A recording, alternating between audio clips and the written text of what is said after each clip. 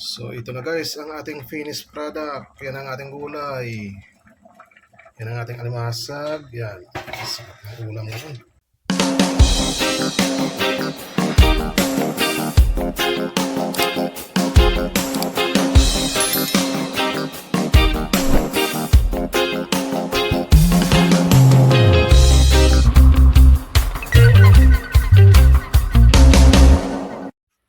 So ayun, gugulay tayo.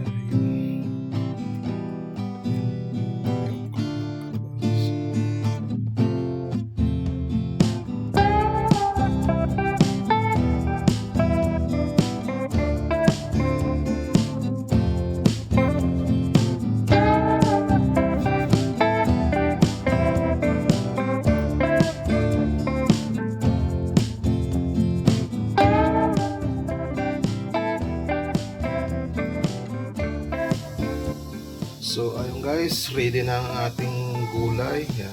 Nuluto tayo ng gulay ngayon. Kalabasa, papaya, okra, lagyan natin ng hipon. So ito yung aking malunggay. So may hiniwa din ako ng maliliit na okra. Lagyan natin dyan sa tubig na kumukulo kumayon. Yan. Para lalapat ng konti ang ating sabaw.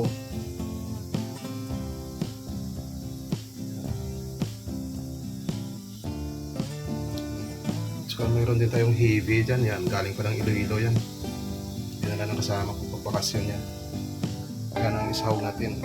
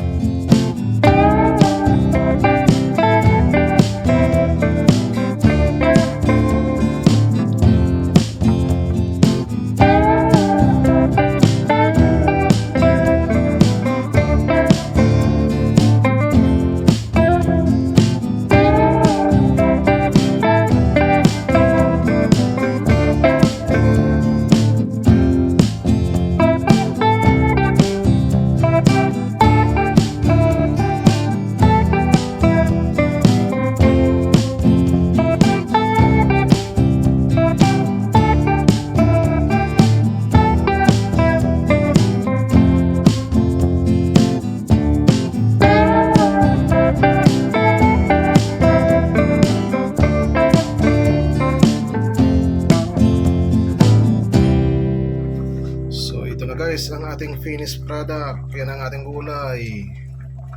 Yan ang ating alimasag. Yan. Sarap ng ulam ngayon. Ito na isa to. Luto na to. I-half cook lang natin yung ang papaya at saka yung okra. Yes na yan. So, ready to eat na.